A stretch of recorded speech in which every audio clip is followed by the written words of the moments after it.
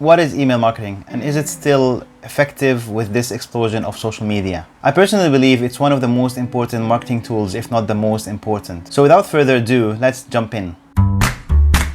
I'm Zuma, and I've been working in the digital marketing industry for a number of years. Email marketing is the process of sending bulky emails to generate traffic to your website that can turn into sales. So why email marketing? Email marketing is a little overlooked because of the attractiveness of social platforms. However, it's still one of the simplest and strongest strategies that work in achieving results. Imagine there's 4 billion email users worldwide today, and the return on investment is $42 for each dollar spent, as per the Digital Marketing Association. It's also way simpler than social media with their changing algorithms all the time. So if you're on Instagram or Facebook and your posts show to a good bunch of your followers, this can change any minute if they decide to change their algorithms. For me personally, there's 2 things that I don't miss reading every day: my text messages and my emails. Email marketing is actually on the rise, and when you have an email list, you actually own this email list. You can download it and put it on a flash disk, or keep it on, upload it somewhere in the cloud. Then you can send them an email from anywhere.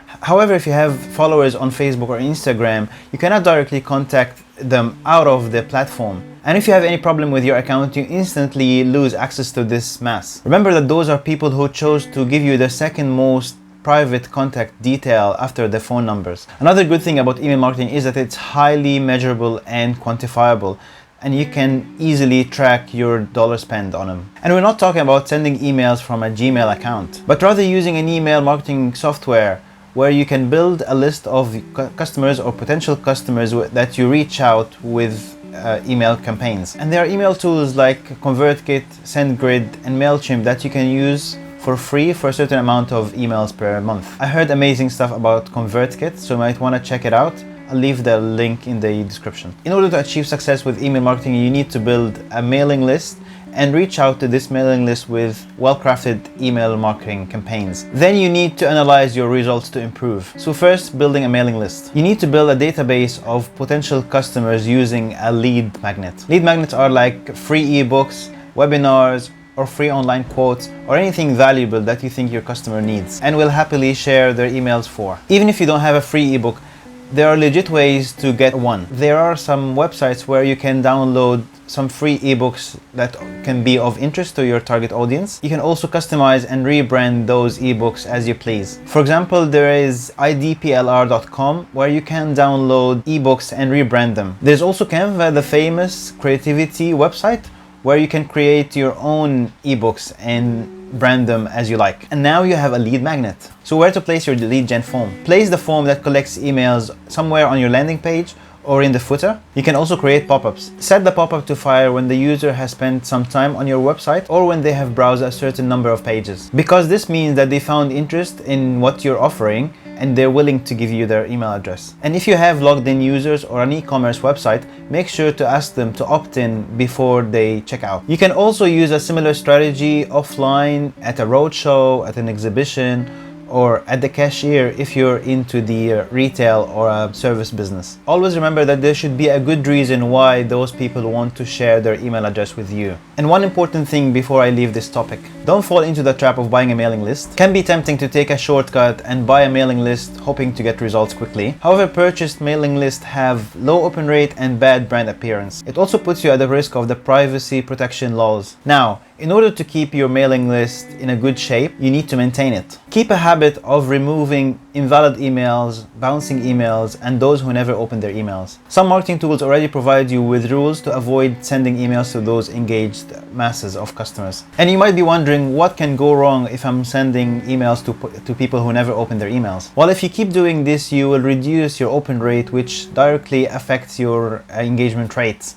The engagement rate is a combination of some of the important KPIs like the unsubscribe rate, the open rate, and the click rate. So you should always target a higher engagement rate, because a lower engagement rate might get your email provider to penalize you for sending emails that are not engaging and potentially spamming your customers.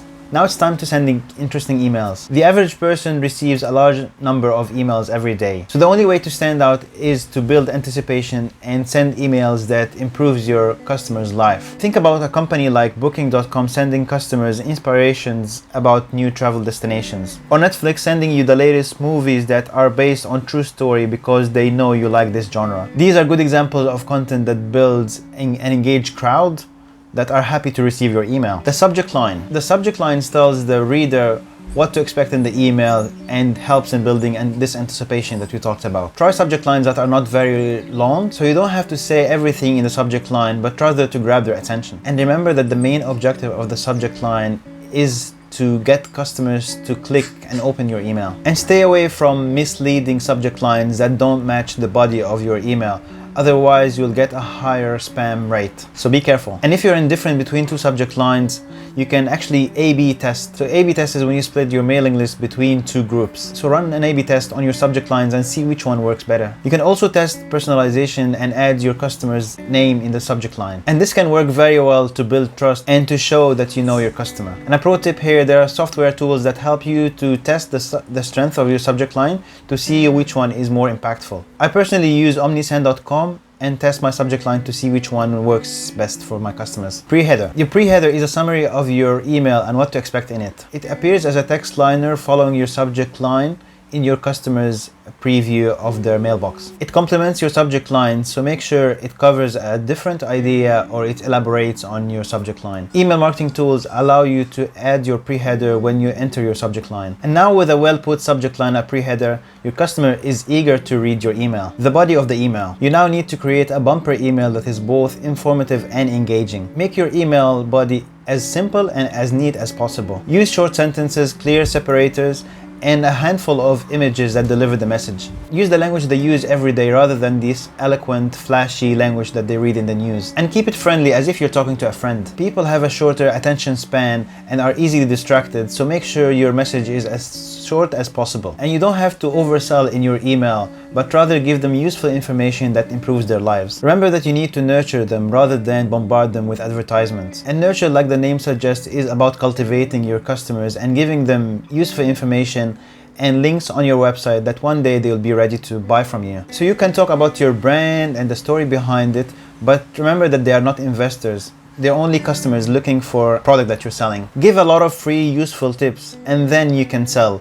And you can use the 80-20 rule or the concept by Gary V. Jab, jab, right hook, where he talks about giving and giving before you ask customers to buy anything. And don't forget to test your emails on mobile devices. A growing population is using mobile over desktop to check their emails and to do everything online. So do yourself a favor and optimize your emails for mobile. And to keep yourself from being reported as spam, run a spam checker. Spam tests help you stay away from any spammy usage of subject lines, body, punctuation, or font. It's a simple step that can save you a lot, and there's a lot of free spam checkers on the internet. And once you have sent your email, you now need to analyze the data. So you now need to analyze your email insights to see what worked and what did not work so well so you can improve in the future. Check your open rate, which will tell you about your subject line and if you chose the right time to send your message. Your unsubscribe rate will tell you if your email was not engaging enough for some people. Clicks rate tell you how well your buttons or call to actions are. A higher bounce rate is an indicator of some bad emails